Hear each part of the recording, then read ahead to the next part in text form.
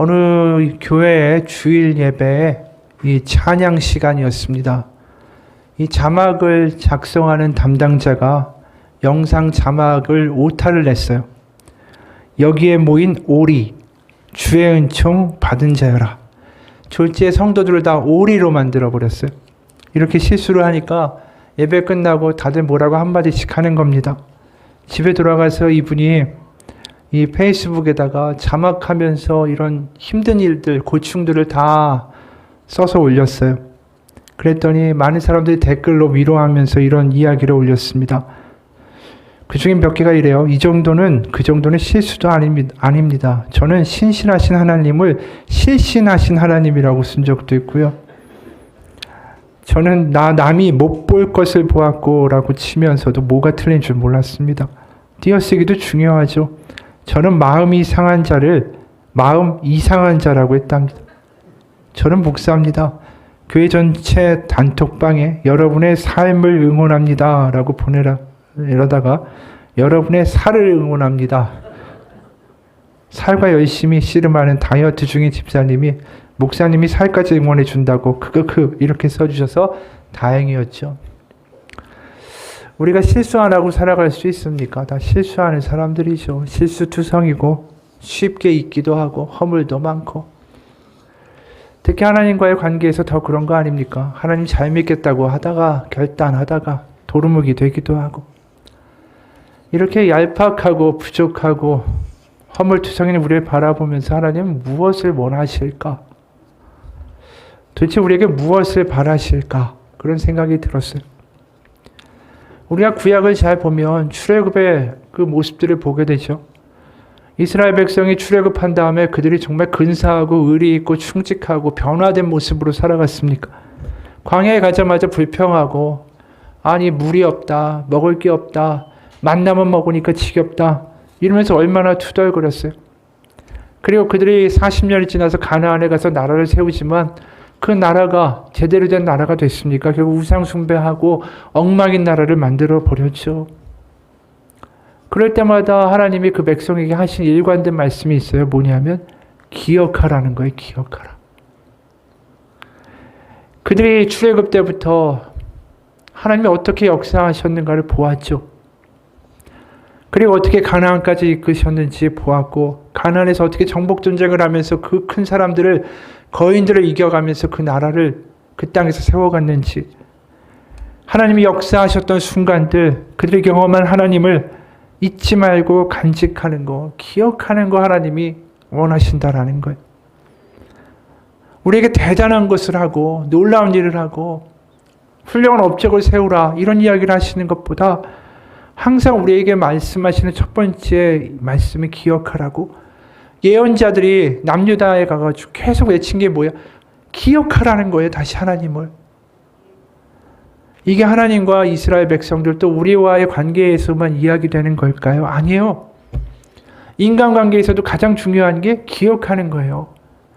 기억하는 사람이 받은 은혜를 간직하고 있다가 또 그 사람에게 은혜를 갚는 거죠. 기억하지 못하는 사람 보고 배은망덕이라고 하는 거 아닙니까? 부부 사이에도 가장 중요한 게 뭘까요? 기억하는 거예요. 어느 아내의 글이에요. 오늘은 4번째 맞는 결혼기념일. 그런데 매년 이맘때쯤 되면 뭐 먹고 싶어? 뭐 갖고 싶은 거 있어? 어디 가보고 싶어? 라고 물어보던 신랑이 당최 질문이 없다. 당일까지도 말이다. 서로 기념일 다 챙기는 스타일도 아니고 소소한 건 그냥 지나가자라는 식인데 설마 그래도 결혼 기념일까지는 잊지 않았겠지.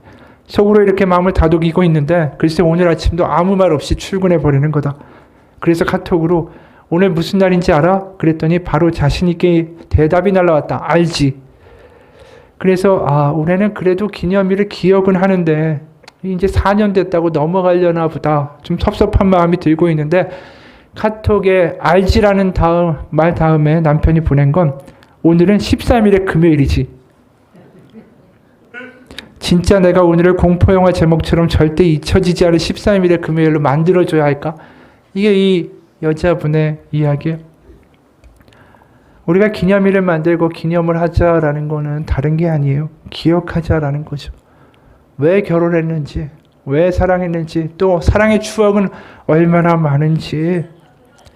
지금 우리가 싸우고 다투고 갈등 있는 삶보다 우리가 정말 아름다운 추억들을 기억하자라는 게 기념일 아니겠어요? 사실 부부가 부부인 이유는 오래된 부부들을 보면 이 기억과 같이 나누는 추억이 있기 때문에 그 오래된 부부가 잘 지내는 것 같아요. 같이 겪었던 어려움들, 같이 또 이겨낸 시간들, 이 기억을 가지고 산다는 거죠. 전에도 한번 들려드린 어느 부부의 이야기예요. 저는 결혼 8년 차에 접어드는 남자입니다. 저는 한 3년 전쯤에 이혼의 위기를 아주 심각하게 겪었습니다. 그 심적 고통이야 경험하지 않으면 말로 못하죠. 저의 경우는 특히 딱히 원인은 없었고 주로 아내 입에서 이혼하자라는 이야기가 심심치 않게 나오더군요. 저도 회사 생활과 여러 집안일로 지쳐있던 때라 맞받아쳤고요. 순식간에 갑방 쓰고 말도 안 하기 시작했습니다. 결국 대화가 없으니까 서로에 대한 불신은 갈수록 커져만 갔고요. 사소한 일에도 서로가 믿게 보이기만 했습니다. 그래서 암묵적으로 이혼의 타이밍만 잡고 있었죠. 그런데 어린 아들도 눈치가 있는지 언제부턴가 시무룩해지고 짜증도 잘 내고 잘 울고 그러더군요. 그런 아이를 보면 아내는 더 화를 불같이 내곤 하고요. 계속 싸움의 연속이었습니다. 아이가 그러는 것이 우리 부부 때문에 그런다라는 걸 뻔히 알면서도 말이죠. 그런데 바가지 긁을 때가 좋은 거라고 어느 순간 저에 대한 정내미가 떨어졌는지 아내는 외박하고 들어가도 신경도 안 쓰더군요. 아무튼 아시겠지만 뱀이 자기 꼬리를 먹어 들어가듯 파국으로 치닫는 상황이었습니다. 그러기를 몇 달, 하루는 퇴근길에 어떤 과일 아주머니가 떨이라고 하면서 귤을 사달라고 간곡히 부탁하기에 다 사가지고 집으로 들어갔습니다. 그리고 주방 탁자 위에 올려놓고 욕실로 바로 들어가서 씻고 나오는데 아내가 내가 사온 귤을 까먹고 있더라고요. 몇 개를 까먹더니 귤이 참 맛있네 하며 방으로 쑥 들어가더군요. 순간 제 머리를 꽝 치듯이 하나의 기억이 떠올랐습니다. 아내는 결혼 전부터 귤을 참 무척 좋아했다라는 것하고 결혼 후 8년 동안 내 손으로 귤을 한 번도 사들고 들어간 적이 없었다라는 거죠. 알고는 있었지만 미처 생각하지 못했던 일이었습니다. 그 순간 뭔가 깨달음이 있었습니다. 예전에 연애할 때 길 가다가 아내는 귤 자판상이 보이면 꼭 1,000원어치를 사서 핸드백에 넣고 하나씩 사이좋게 까먹던 기억이 나더군요. 나도 모르게 마음이 울컥해져서 내 방으로 들어가 한참을 울었습니다. 시골집에 어쩌다 갈 때는 귤을 박스채로 사들고 가는 내가 아내에게는 9년 동안이나 몇백 원 하는 귤 하나 사주지 못했다. 마음이 그렇게 아플 수가 없었습니다. 결혼 후에 나는 아내가 좋아하는 것에 대해 신경을 전혀 쓰지 않게 되었다라는 걸 알았죠. 아이 문제와 살기 바쁘다는 이유로 말이죠. 반면 아내는 나를 위해 철마다 보약의 반찬 한 가지를 만들어도 내가 좋아하는 것들로만 신경을 많이 써줬는데 말이죠. 그 며칠 후에도 늦게 퇴근을 하다 보니까 그 과일 좌판상 아주머니가 보이더군요. 그래서 나도 모르게 또 샀습니다. 저도 오다가 하나 까먹어 보았고요. 며칠 전 아내의 말대로 정말 맛있더군요. 그리고 살짝 주방 탁자에 올려놓았죠. 마찬가지로 씻고 나오는데 아내는 이미 몇 개 까먹었나 봅니다. 내가 묻지 않으면 말도 꺼내지 않던 아내가 이 귤 어디서 샀어요? 전철 입구 근처 좌판에서. 귤이 참 맛있네. 몇 달 만에 아내가 미소를 지었습니다. 그리고 아직 잠들지 않는 아이도 몇 알 입에 넣어주고요. 그리고 직접 가서 아이 시켜서 저한테도 건네주는 아내를 보면서 식탁 위에 무심히 귤을 던져놓은 내 모습과 또 한 번 비교하며 부끄러움을 느꼈습니다. 뭔가 잃어버린 걸 찾은 듯 집안에 어느덧 온기가 생겨남을 느낄 수가 있었죠. 그리고 그 다음날 아침 아내가 주방에 나와 아침을 준비하고 있더군요. 보통 제가 마침 일찍 출근하느라 사이가 안 좋아진 이후로는 아침을 해준 적이 없었는데 그냥 가려고 하는데 아내가 절 붙잡더군요. 한술만 뜨고 가라고요. 마지못해 한술을 뜨는데 목이 메어 밥이 도저히 안 넘어가더군요. 그리고 주체할 수 없이 눈물이 나오기 시작했습니다. 아내도 같이 울고요. 그리고 그동안 미안했다는 말 한마디 하고 집을 나왔습니다. 부끄러웠다고 할까요? 아내는 그렇게 작은 일로 상처를 받기도 하지만 그보다도 작은 일에 감동을 받아 내게로 기대올 수 있다는 걸 몰랐던 나는 바보 중에 바보가 아니었나 싶었습니다. 그간 아내에게 냉정하게 굴었던 내 자신이 후회스러워서 마음도 무거웠죠. 이후 우리 부부의 이 위기는 시간이 좀 걸렸지만 잘 해결됐습니다. 그 뒤로도 가끔은 싸우지만 걱정하지 않습니다. 귤이든 뭐든 우리 사이의 메신저 역할을 할 수 있는 것이 기억할 거리가 아주 많다라는 걸 알게 되었기 때문입니다. 이 부부가 다시 관계를 회복하게 된 계기가 뭘까요? 바로 과거의 기억이에요. 지금 현재만을 바라보고 불평하고 불만하고 짜증내고 금이 가던 그 관계가 과거의 그 순간들을 기억하고 그리고 같이 살아준 아내가 고맙고 그러면서 관계가 회복된 거 아닐까요? 우리의 인간관계, 부부관계도 기억하는 데서 달라질 수 있듯이 우리의 신앙도 마찬가지입니다. 우리가 하나님께 때로는 이렇게 말할 때가 있습니다. 하나님 왜 도와주지 않습니까? 왜 경제적으로 어려운 상황 가운데 그냥 두십니까? 하나님 왜 나에게 이런 질병을 걸리게 합니까? 우리 마음속에 불평과 원망이 있을 때가 있습니다. 하나님께 그렇게 실망했다라고 느낄 때에 그 순간에 회복될 수 있는 길은 하나뿐이죠. 다시 기억하는 것뿐입니다. 기독교는 기억의 종교예요.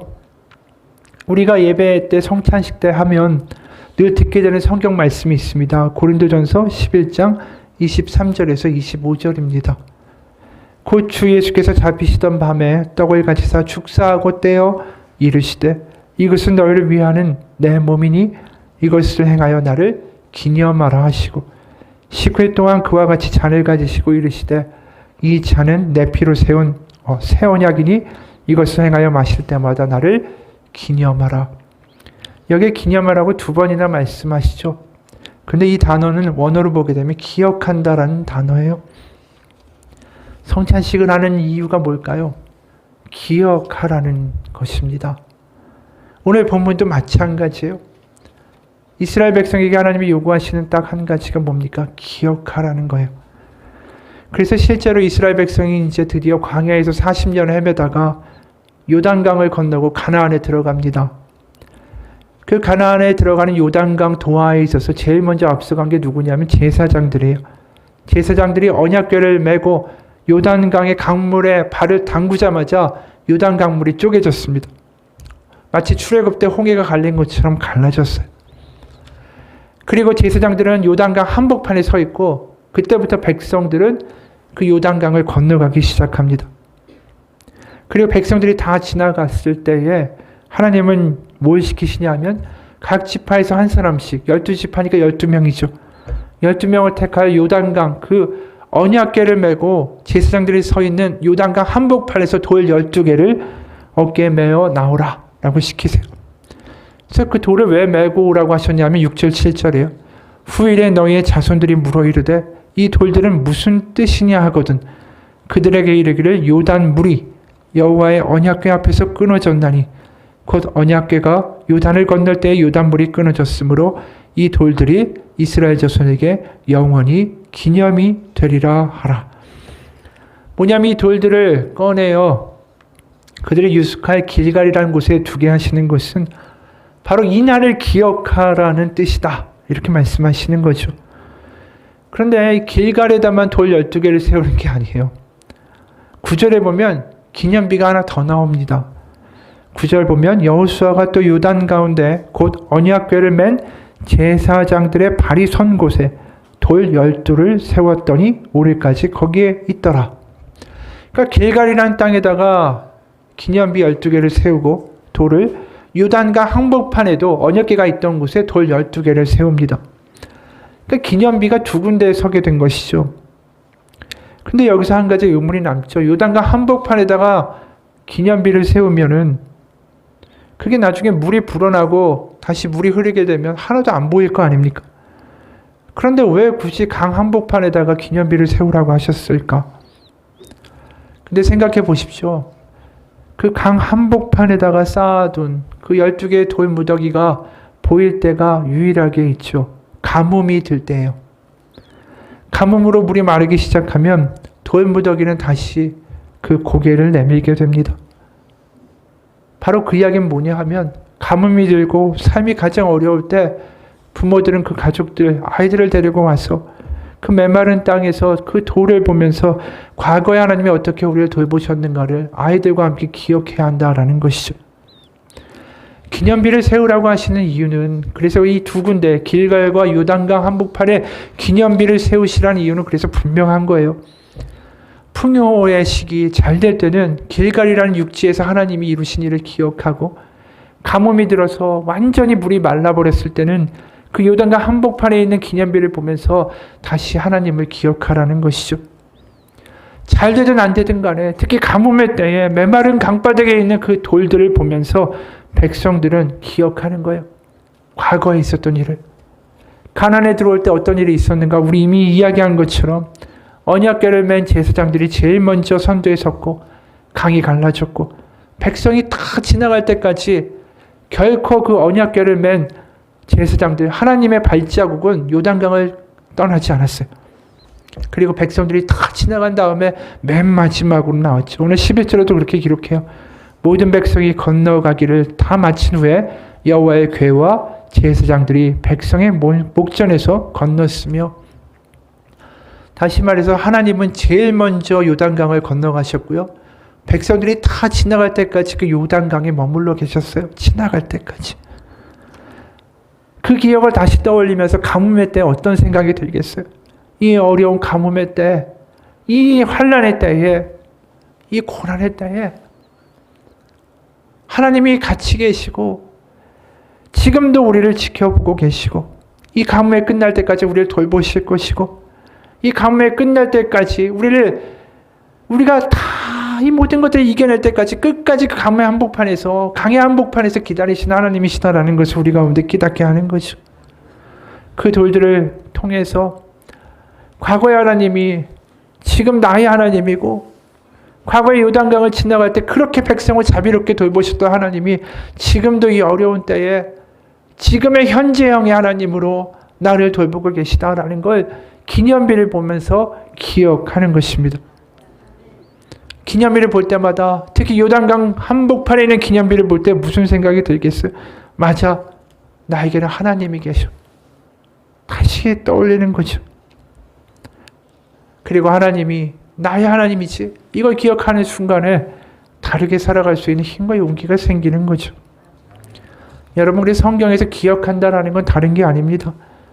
어려울 때, 곤란할 때, 힘이 들 때, 병이 들 때 내가 여기에 휩쓸려 내려가지 않겠다라는 결단이 기억한다라는 표현이에요. 어려우면 어려울수록 뭘 해야 된다고요? 기억해야 되는 거죠. 하나님이 어떤 분이신지 또 내가 누군지를 기억해야 한다라는 것입니다. 시편 77편을 보면 그게 아주 잘 드러나 있습니다. 이 시편 77편은 아주 환난과 곤란 가운데 쓰여진 기도예요. 3, 4절을 보면 이런 이야기가 나옵니다. 내가 하나님을 기억하고 불안하여 근심하니 내 심령이 상하도다. 주께서 내가 눈을 붙이지 못하게 하시니 내가 괴로워 말할 수 없나이다. 이 말의 뜻은 뭐냐 하면 지금 너무 어려운 거예요. 하나님이 안 계신 것 같기도 하고 이 상황이 너무 불리하게 돌아가고 불안하고 잠도 못 이루고 그럴 때 이 사람이 뭘 하는가? 5절에 이렇게 말합니다. 내가 옛날 곧 지나간 세월을 생각하였사오며 과거의 기억을 떠올리는 거죠. 그리고 11절, 12절에 보면 이렇게 기도합니다. 곧 여호와의 일들을 기억하며 주께서 옛적에 행하신 기이한 일을 기억하리이다. 또 주의 모든 일을 작은 소리로 읊조리며 주의 행사를 낮은 소리로 되뇌리이리다. 그가 환난과 어려운 가운데 하는 게 뭐예요? 기억하고 읊조리고 되뇌이고. 무엇을 기억하는 겁니까? 하나님이 과거에 어떤 일을 이루셨으며 또 하나님이 누구신지 또 나는 하나님의 어떠한 존재인지를 기억한다라는 거예요. 그러면서 결국은 16절에서 20절을 보면 그가 노래하는 것으로 시편이 마무리되는데 어떤 노래를 하는지 16절 하나님이여 물들이 주를 보았나이다. 물들이 주를 보고 두려워하며 기품도 진동하였고 이거 출애굽의 장면을 기억하는 거예요. 17절 구름이 물을 쏟고 궁창이 소리를 내며 주의 화살도 날아갔나이다. 회오리 바람 중에 주의 우레소리가 있으며 번개가 세계를 비추며 땅이 흔들고 움직였나이다. 주의 길이 바다에 있었고 홍해가 갈린 사건이죠. 주의 고든 길이 큰 물에 있었으나 주의 발자취를 알 수 없었나이다.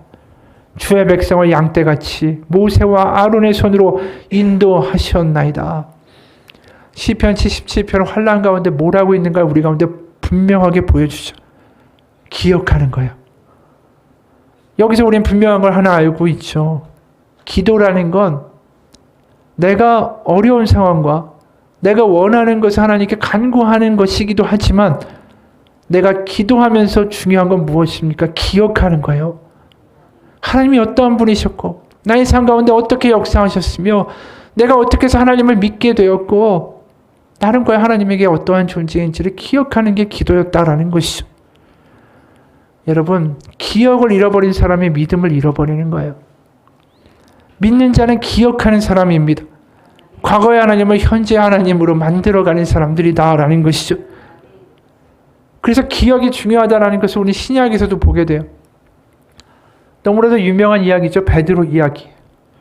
베드로가 예수님을 내가 끝까지 배신하지 않고 예수님 잡혀가시지 않도록 제가 지켜드리겠습니다. 그렇게 호언장담하다가 예수님 잡혀가시니까 3번이나 나는 예수님 저 사람 모른다 부인했던 사람이에요. 근데 그 사람이 그렇게 행동하고 나서 예수님이 요한복음 21장에서 부활하시고 그리고 예수님이 어떻게 하십니까? 베드로를 찾아갔어요. 그리고 물고기를 또 베드로가 막 낚고 있었어요. 이제 먹고 살아야 되니까. 그럴 때 이런 말씀을 하세요. 4절에서 6절입니다. 요한복음 21장. 날이 새어갈 때에 예수께서 바닷가에 서셨으나 제자들이 예수인 줄을 알지 못하는지라. 예수께서 이르시되 얘들아 너에게 고기가 있느냐? 대답하되 없나이다. 이르시되 그물을 배 오른편에 던지라. 그리하면 잡으리라 하시니 이에 던졌더니 물고기가 많아 그물을 들 수 없더라. 근데 요한복음 21장에 우리가 읽은 대목이 어디와 유사하다라는 생각이 들지 않으십니까? 바로 베드로가 3년 전에 예수님을 처음 만났던 누가복음 5장과 아주 유사해요. 누가복음 5장 4절과 6절이에요. 말씀을 마치시고 시몬에게 이르시되 깊은 데로 가서 그물을 내려 고기를 잡으라. 시몬이 대답하여 이르되 선생님 우리들이 밤이 새도록 수고하였으되 잡은 것이 없지만은 말씀에 의지하여 내가 그물을 내리리이다 하고 그렇게 하니 고기를 잡은 것이 심이 많아 그물이 찢어지는지라. 자기가 예수님을 처음 만났던 그날을 상기시키는 그 기적이 지금 또다시 일어난 거예요. 그러니까 예수님이 다 뛰어가죠. 그랬더니 요한복음 21장 9절에 이런 일이 벌어져 있더라. 육지에 올라보니 숯불이 있는데 그 위에 생선이 놓였고 떡도 있더라. 이 광경을 바라보게 된 베드로의 머릿속에 뭐가 지나갔을까요? 물론 이미 이야기한 대로 자신을 부르시던 첫 번째 날, 예수님 처음 만났던 그날도 기억이 나겠죠. 그러나 눈앞에 생선과 떡을 보면서 무슨 생각이 들까요? 오병이어를 일으키시면서 불쌍한 이들을 먹이셨던 예수님의 사역, 그분과 함께 그렇게 동거동락했던 3년의 시간들이 떠올랐겠죠. 그리고 숯불을 보면서 무슨 생각이 들었을까요? 이 숯불이라는 단어가 주는 뜻이 있어요. 베드로가 예수님이 잡혀가신 다음에 대제사장 집으로 쫓아가긴 합니다.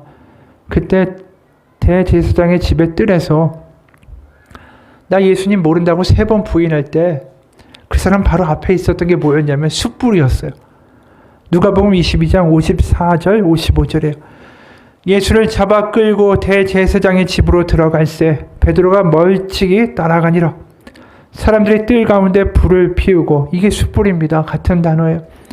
불을 피우고 함께 앉아있는지라. 베드로도 그 가운데 앉았더니, 그리고 3번 부인한 거예요.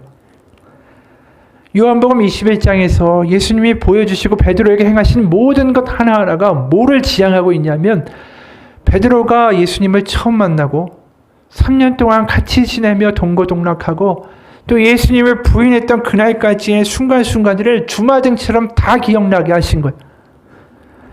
그 3년의 시간들이 눈앞에서 지나가는 베드로는 마음이 어땠을까? 다시는 예수님을 부인할 수가 없는 거죠. 죽어도 예수님을 떠날 수가 없는 거죠. 예수님 왜 이런 일을 이루셨을까? 베드로의 심장과 마음 가운데 그 3년의 시간을 깊이 새겨주신 거예요.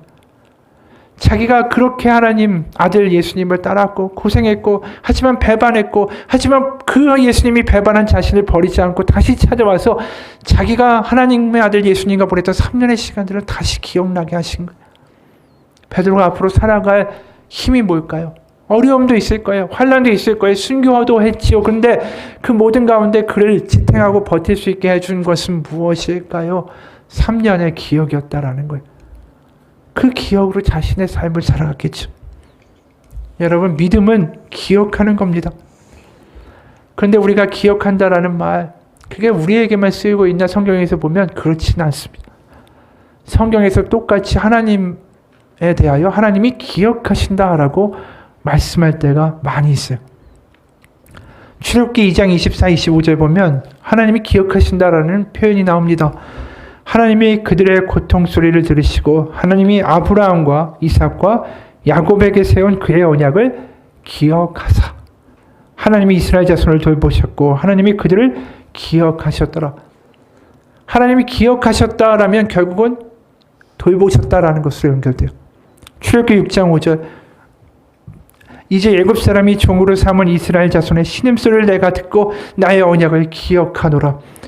하나님이 출애굽을 이루고 애굽에서 이들을 탈출시킨 이유가 뭐냐면 하나님이 기억하셨기 때문이다라고 말하는 거예요. 그러니까 하나님이 기억하셨다라고 말할 때 그건 뭐냐면 하나님이 기억하셔서 돌보셨다라고 항상 이어져 나온다라는 거예요. 하나님은 기억하시는 이들을 위해서 절대로 쉬지 않으신다라는 걸 말하고 싶어 하는 거죠. 레위기 26장 45절도 마찬가지예요.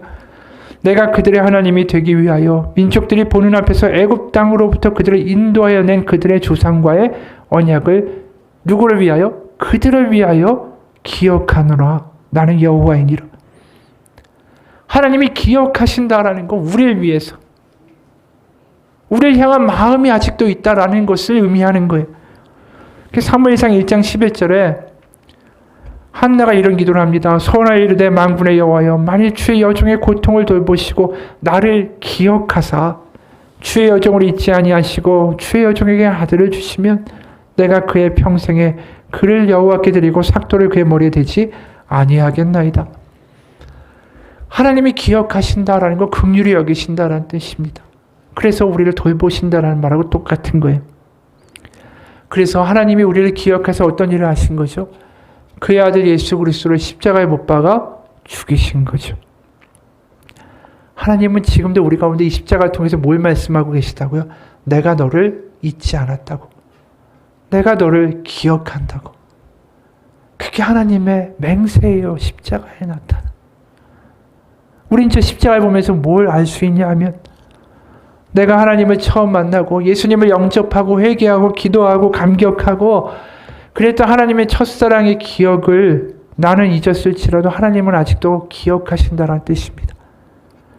내가 하나님 사랑한다라고 울면서 고백하던 그 순간을 나는 잊었을지라도 하나님은 지금도 기억하신다라는 뜻이에요.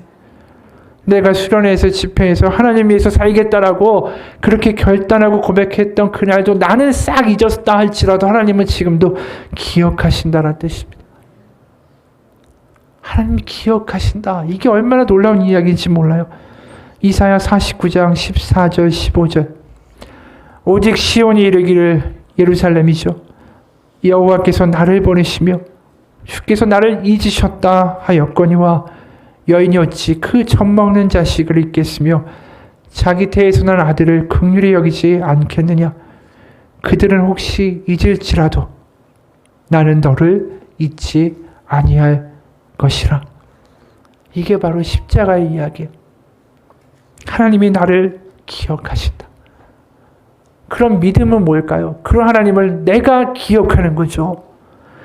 하나님 우리에게 바라시는 건 다른 게 아니에요. 내가 기억하기를 원하시는 거예요. 이제 나만 기억하면 돼요. 다시 내가 기억을 되찾으면 됩니다. 호스피스 의사로 일하는 일본인 의사 가시와키 데스오라는 사람이 있는데 이 사람이 책을 하나 썼습니다. 거기에 이런 대목이 나와요. 예전에 떨어진 물건을 주우려고 몸을 숙였다가 허리를 삐끗한 적이 있다. 통증이 심해서 한참 동안 몸을 움직이지 못하고 가족들에게 걱정을 끼쳤다. 통증이 전혀 나아지질 않았다. 다음날 하룻밤 일정으로 도쿄 출장이 잡혀 있었는데 도저히 취소할 수가 없어서 아픈 허리를 부여잡고 간신히 출발했다. 출장 중에도 통증은 전혀 나아지지 않았다. 출장에서 간신히 돌아왔는데 그때 마침 가족은 식사 중이었다. 그런데 아무도 나에게 허리 통증은 좀 어때요? 라고 물어보지 않았다. 그래서 그냥 조금 있다가 내가 허리는 조금 나아졌어 라고 먼저 말했다. 그랬더니 모두가 미안해. 물어보는 걸 깜빡했어. 라고 말했다. 근데 가만히 생각해보면 이것이 인간의 한계가 아닐까? 나는 출장 기간 동안 내내 통증을 참으며 이틀을 보냈지만 가족은 내 고통을 잊어버리고 있었다. 그런데 이야기는 이게 다가 아니었다. 모두가 미안하다라고 사과한 직후에 어머니가 나도 치통이 조금 나아졌어라고 말씀하셨다. 그래서 나도 죄송해요. 여쭤보는 걸 깜빡했어요라고 똑같은 말을 하는 입장이 됐다. 사실은 내가 허리를 삐끗한 날 어머니는 상당한 심한 치통으로 치과에 가셨다. 나도 그 사실을 완전히 잊고 있었던 거다. 이것이 인간의 한계다. 가족이 고통스러워해도 그것을 잊어버릴 수 있는 게 인간이다. 가족의 고통을 늘 지속적으로 생각한다라는 거 불가능하다. 가족조차도 그러한데 타인과의 일은 어떠하겠는가? 어느 날 병원 복도에서 만난 한 중년 부인이 나에게 정중하게 말했다. 선생님, 그때는 정말 감사했습니다. 평생 은혜 잊지 않겠습니다. 언젠가 돌봐준 환자의 가족일 거라고 짐작은 했는데 사실 그 부인이 도무지 기억이 나질 않았다. 당연히 그때가 언제였는지 어떤 환자였는지도 기억나지 않았다. 하지만 저 누구시죠? 라고는 차마 묻지 못하고 아니요, 별 말씀을 이라고 얼버무리면서 머리를 숙였다. 이게 다 인간의 한계인데 이런 인간의 한계에 비해서 하나님은 인간에게 부어주시는 사랑과 은혜가 한이 없다. 하나님은 인간의 고통에 대해 끊임없이 생각하는 게 가능한 분이다. 그분은 모두 알고 계시고 기억하신다. 내 고통은 때로 아무도 모르고 누구도 이해하지 못하고 그래서 섭섭하고 억울하기도 하고 그러나 그러한 고통과 괴로움을 하나님은 모두 알고 기억하신다. 그 사실을 내가 바로 기억하고 오늘을 살아나가고자 한다. 이게 이분의 글이에요. 믿음이라는 게 뭐죠? 우리가 기억하는 겁니다. 우리가 기억하는 게 믿음이라는 걸 잊지 않으셨으면 좋겠어요. 어느 목사님이 참 열심히 기도를 하면서 목회를 하는데 큰 어려움을 겪었습니다.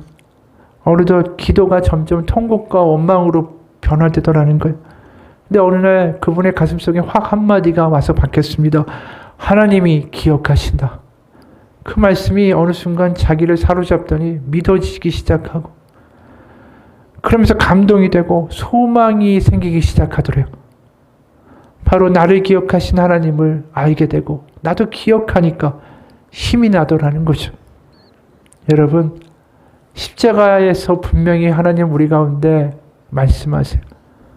내가 너를 기억하고 있노라고. 그럼 우리의 차례가 아닐까요? 내가 하나님을 기억하고 내가 하나님의 자녀라는 사실을 기억하고 그 순간부터 우리는 다르게 살아갈 수 있는 힘이 생기는 거 아닐까요? 그래서 가나안에 들어가는 백성들을 향하여 하나님이 모세를 통하여 계속해서 말씀하시는 게 있어요. 신명기 7장 18, 19절.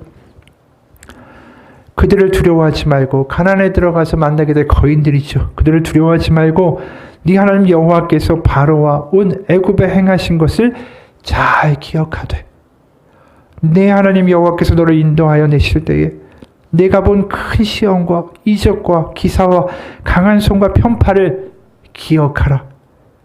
네 하나님 여호와께서 네가 두려워하는 모든 민족에게 그와 같이 행하실 것이요. 이 못나고 보잘것없는 이스라엘 백성에게 하나님이 당부하시는 거 딱 하나 아닙니까? 기억하라는 거예요. 신명기 24장 18절 너는 애굽에서 종되었던 일과 내 하나님 여호와께서 너를 거기서 속량하신 것을 기억하라. 이름으로 내가 너에게 이 일을 행하라 명령하노라. 그들이 가나안에서 부딪히는 수많은 위기와 말도 안 되는 싸움과 위기 가운데 해야 될 것은 하나예요. 뭐 강해져라, 지력을 가져라, 능력을 더 쌓아라. 이게 아니에요. 기억하라는 거 하나뿐이에요. 지금 여러분, 기억한다라는 거, 우리 믿음 생활 가운데 어쩌다가 한번 주일에 와서 하나님을 기억하고, 어쩌다가 뭐 한번 새벽 기도 들었다가 하나님을 기억한다는 뜻 아닙니다. 기억한다라는 건, 믿음을 갖는다라는 것은 하나님이 누구신지를, 그리고 성경에 나와 있는 과거의 하나님이 과거가 아니라 바로 나의 하나님이다라는 것을 늘 품고 살아가는 것을 의미합니다. 우리가 성경을 암송한다라는 거, 수시로 기도한다라는 거, 그거의 궁극적인 목적은 뭘까요? 기억하기 위해서요. 성경을 왜 암송하겠어요? 하나님의 말씀을 왜 외우겠어요? 하나님을 기억하기 위해서. 왜 기도할까요? 내가 원하는 게 있어서 기도할까요? 수시로 기도할 수 없죠. 원하는 거 한번 1분 기도하면 더 기도할 게 없잖아요. 수시로 기도한다는 건 결국 뭐겠어요? 하나님을 기억하는 거예요. 계속. 삶 속에서 수시로 기도한다. 수시로 하나님이 누구신지, 하나님이 어떤 일을 이루셨고 그 하나님이 어떤 나의 하나님인지, 지금도 현재 역사하신 하나님이다라는 것을 기억하는 게 수시로 기도한다라는 뜻이. 그렇게 하나님을 기억하고 살아가는 사람들은 순간순간을 다르게 살아갈 수밖에 없어요. 왜? 기억하니까. 하나님이 살아계시다라는 걸 기억하니까, 그분이 나를 기억하신다라는 것을 기억하니까 다르게 살 수밖에 없다라는 거죠. 그게 믿음이라고 이야기하는 거예요. 어느 뇌학 과학자가 이런 글을 썼어요. 2차 세계대전 중에 폴란드에서 한밤중에 도와달라고 문을 두드리는 유대인들이 종종 있었다고 합니다. 문을 두드리는 소리를 듣고 잠시 집주인은 동요하죠. 집주인은 죽을 위기에 처한 이웃에 대한 인도적인 감정, 불쌍한 감정과 이 유대인을 돕다가 나치에 발각되면 온 가족이 위험에 마주칠 수 있는 그 염려 사이에서 갈등하게 됩니다. 그리고 2초 후에 집주인은 문을 열죠. 바로 우리가 어떤 행동을 결정하는 데 걸리는 시간은 2초면 족하다라는 것입니다. 바로 자아라는 우물 바깥으로 탈출하여 다른 사람과 연결되는 데 걸리는 보통의 시간들은 뇌과학자들이 보기에 2초입니다. 이스라엘이 적국과 싸우고 거인들과 싸울 때 그들이 해야 될 것은 바로 하나님을 향하여 몸을 돌려 기도하는 것. 그거 결단하는데 2초면 족합니다. 그렇기 때문에 기독교는 장소보다 시간을 더 중요히 여기죠. 그리고 중요한 결정은 찰나에 바로 2초 안에 이루어질 수 있습니다. 하늘과 땅이 이어지는 순간은 언제나 찰나입니다. 이거를 읽으면서 생각했어요. 2초라는 게 과학적으로 어떤 의미가 있는지는 분명하게 알지는 못하겠어요. 하지만 이건 분명한 것 같아요. 2초라는 짧은 순간에 어떤 상황이든 간에 내가 하나님을 먼저 떠올리고 결정할 수 있는 사람인가? 바로 2초, 그 짧은 순간에 순간순간 하나님을 기억하기 때문에 다르게 말하고 다르게 반응하고 다르게 행동할 수 있는 사람인가?